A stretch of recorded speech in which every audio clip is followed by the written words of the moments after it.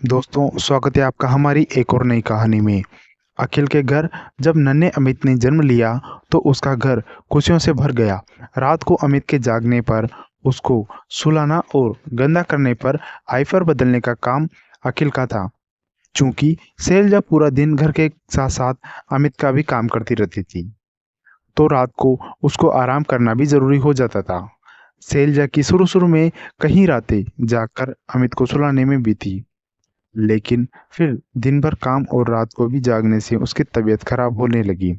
तो अखिल ने रात में अमित के जागने पर उसकी जिम्मेदारी खुद पर ओढ़ ली। धीरे धीरे समय बीता और अमित जब चलने लायक हुआ तो दिन भर शैलजा को अपने पीछे पीछे दौड़ाता। ऐसे ही हंसते खेलते कितना समय बीत गया पता ही नहीं चला। अमित अब अपनी इंजीनियरिंग की पूरी कर चुका था। आगे एमबीए पढ़ने के लिए वो लंदन जाना चाहता था। आखिर और शैलजा ही जानते थे कि किस तरह से उन्हें दोनों ने मिलकर उसको इंजीनियर बनाया था। उनका बाल बाल कर्ज में डूबा हुआ था, लेकिन फिर भी कभी अमित को किसी भी ज़रूरत की कमी नहीं होने दी। खुद अखिल सस्ता फ़ोन चलाता था, लेकिन अमित को स्मार्टफोन दिला रखा था। खुद नए जूते या कपड़े लिए हुए उसको सालों हो गए थे, लेकिन साल में 2 से 3 बार बेटे के लिए नए कपड़े या जूते ज़रूर आते थे। हर छोटी बड़ी ज़रूरत को अमित के बोलने से पहले ही पूरी हो जाती थी। जब अमित ने लंदन जाकर एमबीए करने का मन बनाया तो अखिल उसे मना नहीं कर पाया। आखिर हर बाप का सपना होता है कि उसका बेटा उससे भी बड़ा आदमी बने और दुनिया में नाम कमाए। शैलजा ने चिंता भी जाहिर करी कि आखिर कैसे वो उसके लंदन जाने के सपने को पूरा करेंगे, लेकिन अखिल ने उसे समझा लिया। लोन के बारे में नहीं सुना है क्या? हाँ, सुना तो है, लेकिन ज़्यादा जानकारी नहीं है।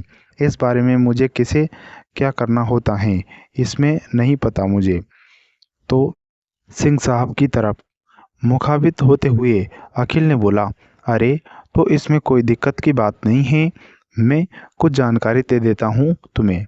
देखो, बैंक उच्चतर पढ़ाई के लिए लोन देता है, वो चाहे अपने देश में हो या विदेश में। लोन पढ़ाई करने वाले के नाम से मिलता है, जिसमें माता पिता या पिता से आवेदक होते हैं। लोन का पैसा लोन लेने वाले को चुकाना पड़ता है। मतलब यह कि अगर तू अमित की पढ़ाई के लिए लोन लेता है तो लोन की किस्तें अमित को ही चुकानी पड़ेगी। समझाते हुए सिंह साहब ने बोला, लेकिन अखिल भी अभी भी कुछ दुविधा में था। समझे नहीं क्या? अच्छा, मैं फिर से बताता हूँ। दरअसल बैंक उन बच्चों को पढ़ने के लिए लोन देता है जो विदेश जाकर पढ़ना चाहते हैं और जो यहीं देश में रहकर अपनी उच्चतम शिक्षा की पढ़ना चाहते हैं। लोन भी उन्हीं बच्चों को ही नाम पर होता है जिसकी किस्तें उन्हें ही चुकानी पड़ती हैं जब उनकी पढ़ाई पूरी हो जाती हैं तब। मतलब इसमें जिस बच्चे को पढ़ने का लोन मिला है वो अपनी पढ़ाई पूरी करने के बाद धीरे धीरे उस लोन को चुका सकते हैं। कुछ बैंक पढ़ाई पूरी होने के बाद 6 माह का समय देते हैं बच्चों को लोन चुकाने के लिए। ये लोन चुकाने का अवधि लगभग अलग अलग बैंक की अलग अलग होती हैं। सिंह साहब को बताया, अब मैं समझ गया। अगर मैंने अमित के नाम पर लोन लिया तो पढ़ाई के लिए तो उसकी पढ़ाई ख़त्म होने के बाद मुझे नहीं बल्कि उसको चुकाना पड़ेगा। अखिल ने बात को समझते हुए बोला और फिर उसके चेहरे पर मुस्कान आ गई। धन्यवाद सिंह साहब, आपने मेरी एक चिंता को दूर किया। बाकी जानकारी मैं बैंक में जाकर ले लूँगा। थोड़ा रिलैक्स होते हुए अखिल बोला। फिर उस दिन ऑफिस से थोड़ी जल्दी निकलकर अखिल ने एक बैंक में सारी जानकारी ली और फॉर्म भी लेते हुए घर की तरफ खुशी खुशी निकल पड़ा। सारी फॉर्मेलिटी पूरी करने के बाद अमित के नाम का लोन पास हो गया। तयशुदा समय पर उसने अपनी फ़्लाइट पकड़कर और निकल गया। अपने समय को पूरा करने के लिए शैलजा ने अपनी भीगी पलकों से अमित को विदा किया। अखिल ने शैलजा को समझाया भी कि बस 1 साल की बात है और ये 1 साल भी यूं पलक झपकाते ही बीत जाएंगे। लेकिन उसे क्या पता था कि यह सिर्फ अखिल की ही सोच थी, अमित की नहीं। अमित का MBA भी पूरा हो गया लेकिन वो वापस नहीं आया क्योंकि अब उसकी जॉब लग चुकी थी। शुरू में अमित अखिल और शैलजा से बात करता था, फिर धीरे धीरे वही होने लगा जो अमून ऐसे परिवार में होता है कि बेटा विदेश में है और माँ बाप बस उसकी राह की ताकते रह जाते हैं। इसी तरह 1 और साल बीत गया लेकिन अमित अभी भी नहीं आया था वापस अपनी माँ बाप से मिलने। अखिल और शैलजा का भी वही हाल होने लगा था जो माता पिता का होता था, जिनके बच्चे उन्हें छोड़कर अलग हो जाते थे और फिर पलटकर भी नहीं देखते। शैलजा तो बेटे की याद में बीमार रहने लगी थी। कई बार अखिल ने अमित को फ़ोन करके एक बार आकर अमित माँ से मिलने को कहा। अमित बोला। हर बार अमित को एक ही जवाब होता था कि नहीं, नौकरी मिली है पापा, इतनी जल्दी कैसे छुट्टी मिल जाएगी मुझे, आप मम्मी को समझाइए, मुझे जैसे ही छुट्टी मिलेगी मैं आ जाऊंगा। अखिल किसी तरह से शैलजा को समझा देता था लेकिन अपने दिल को वो क्या कहकर तसल्ली देता, बस चुपचाप बेटे की याद में दिल में रो लेता। अखिल और शैलजा दोनों ही अमित के गम में घुल रहे थे। ऊपर से अभी तक अखिल अमित की इंजीनियरिंग का कर्ज चुका पाया था। एक दिन उसके सिर पर जब बैंक से नोटिस आया, नोटिस पढ़कर अखिल को पता चला कि अमित की लोन की किस्तें काफ़ी समय से नहीं गई हैं। नोटिस पढ़ते ही अखिल का दिमाग जैसे घूम गया। अभी तक तो वो किसी तरह से अमित का इंजीनियर बनने का लोन भी चुका पाया था और अब ये मुसीबत भी गले आ गई थी क्योंकि वो उस लोन से सह आवेदक था जो अब ये उसको लोन में भरना पड़ेगा। फिर अमित को बोलना पड़ेगा कि वो लोन चुकाएं। अखिल ने दूसरा रास्ता और अमित को फ़ोन लगाया। फ़ोन एक लड़की ने उठाया। हेलो जी, मुझे अमित से बात करनी है, क्या आप उससे मेरी बात करवा सकते हैं? अखिल ने उस लड़की के हेलो करने को बोला। तुम कौन बोल रहा है? अमित अभी बाथरूम में है, जब आएगा बाहर तो मैं उसे बता दूंगी कि तुमसे बात कर ले।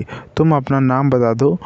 ड्यूटी फूटी हिंदी में उसे लड़की ने बोला तो अखिल ने उससे ही उल्टा सवाल कर दिया कि वो कौन है, और जब लड़की ने जवाब दिया तो अखिल के होश उड़ गए।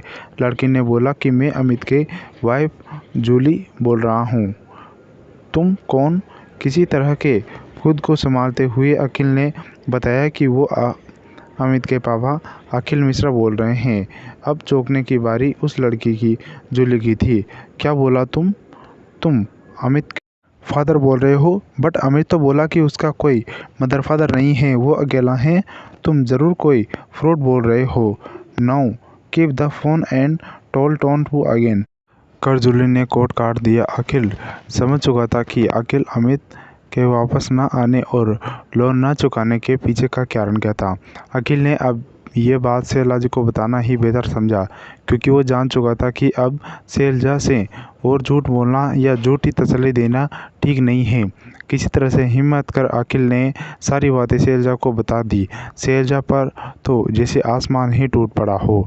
जिस बेटे के लिए इसने अरमान दिल में दबाई बैठी थी, उस बेटे ने सब कुछ पर पानी फेर दिया है। ये शैलजा बर्दाश्त नहीं कर पाई है और उसको दिल का दौरा पड़ गया है। लेकिन ईश्वर की कृपा से उसको एक नई ज़िंदगी मिल गई थी। किसी भी तरह से कोई भी टेंशन लेने से मना कर दिया था। शैलजा ने भी ठान लिया था कि अब वो उस बेटे की परवाह नहीं करेगी जिसने उस दोनों की परवाह नहीं करी। लेकिन बैंक वालों से इस बात का क्या लेना देना, उन्हें तो बस अपने पैसे से मतलब है। वो लोग आखिर वो परेशान करने लगे थे। अब वो अमित का नंबर भी नहीं लगता था और यहाँ तक कि अमित ने खुद भी उन लोगों को फ़ोन नहीं किया। बैंक वालों ने अभी भी अखिल को परेशान करना बंद नहीं किया था, इसलिए उसने अपना घर बेचकर सारा लोन चुका दिया और शैलजा को लेकर एक किराए के मकान में रहने लगा। नौकरी से मकान का किराया और घर का खर्चा चलाने लायक सैलरी मिल जाती थी, लेकिन अब उसके जीवन में कोई खुशी जैसे ही नहीं रही गई थी।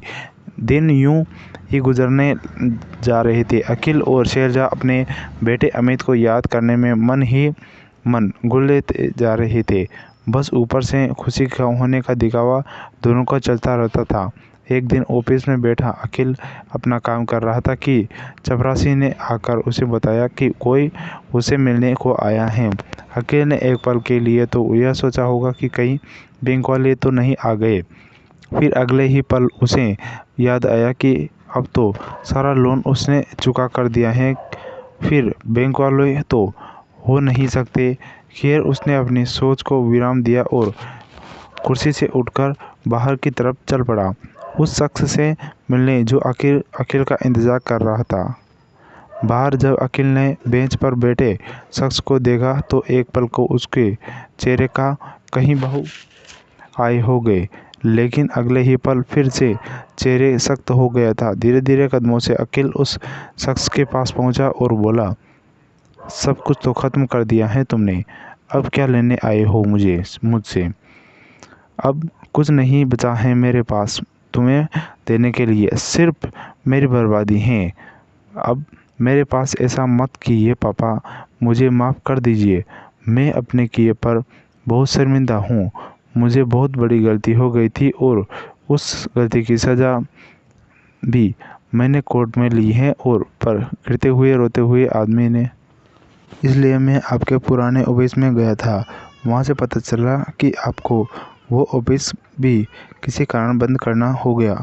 मैंने आपको बहुत ढूंढा लेकिन आप नहीं मिले। एक दिन सिंह अंकल मिले मुझे, तो उन्होंने बताया कि आप यहाँ काम करने लगे हैं, तो मैं यहाँ आ गया आपसे मिलने। पापा, मम्मी कहाँ हैं, कैसी है वो? बहते हुए आंसू के साथ अमित ने पूछा। तो अखिल ने कोई जवाब नहीं दिया और वापस ऑफिस में अंदर की तरफ चल दिया। अमित अभी भी नम आंखों से ही अपने पिता को जाते हुए देख रहा था। जब अखिल उसकी आंखों से ओझल हो गया तो अमित भी धक्के कदमों से ऑफिस के बाहर निकल गया। इधर अखिल का मन अब ऑफिस में बिल्कुल भी नहीं लग रहा था। उसको रह रह कर अपने बेटे अमित की याद सता रही थी।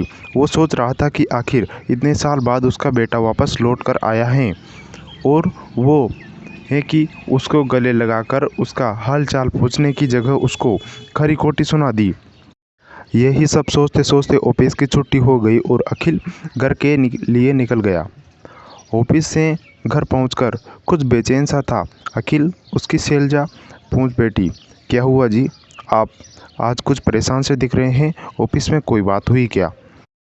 अखिल को समझ में नहीं आ रहा था कि वो अपनी पत्नी को बताए या नहीं कि उसका बेटा लौट आया है और उसकी मुलाकात भी हुई है।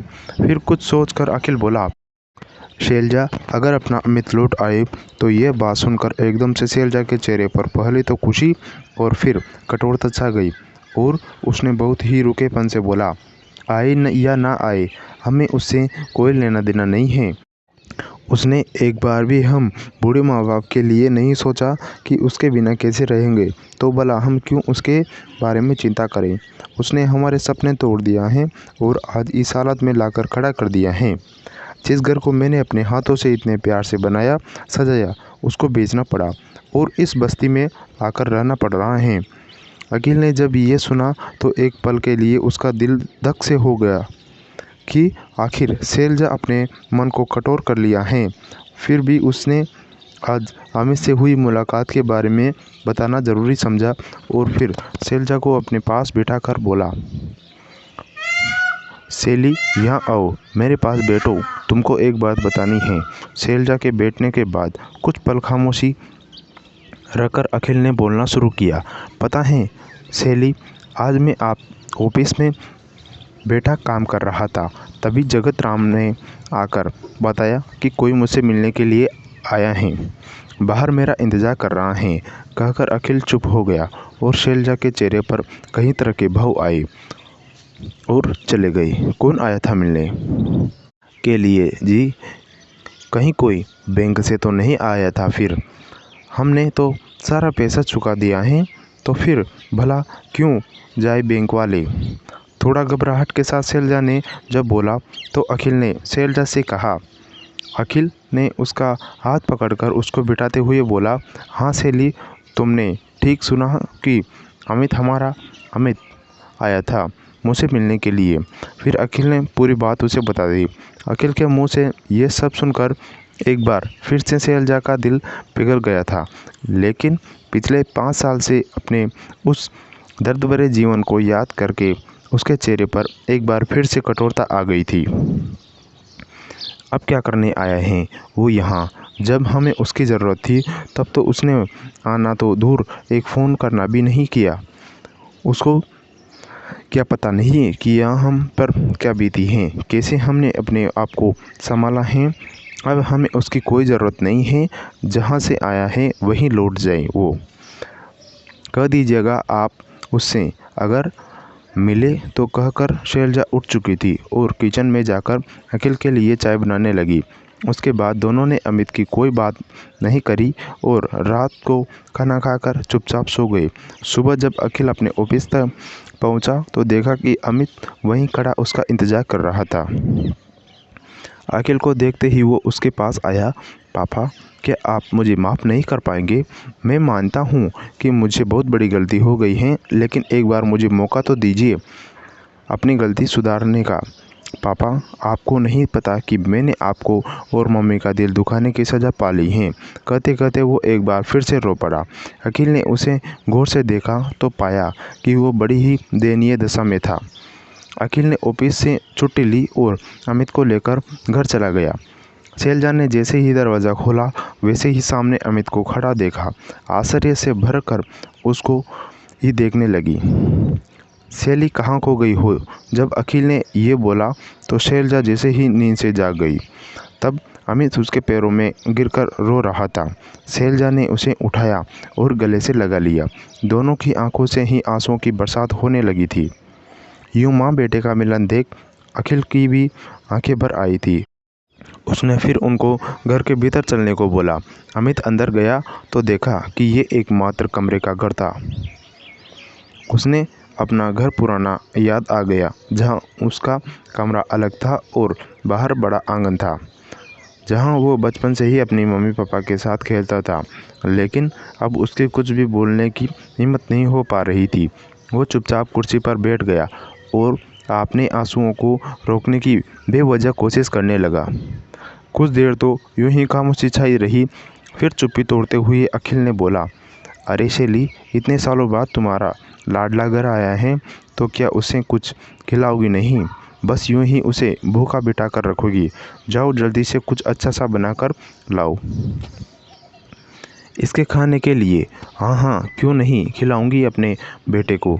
अभी इसकी पसंद की आलू टमाटर की सब्ज़ी, पूड़ी और रवा का हलवा, वो भी देसी घी में डुबाकर, और काजू बादाम घड़ी से भरकर बनाकर लाती हूँ। कहते हुए शैलजा उठी और सिर पर प्यार से हाथ फेरते हुए किचन में चली गई।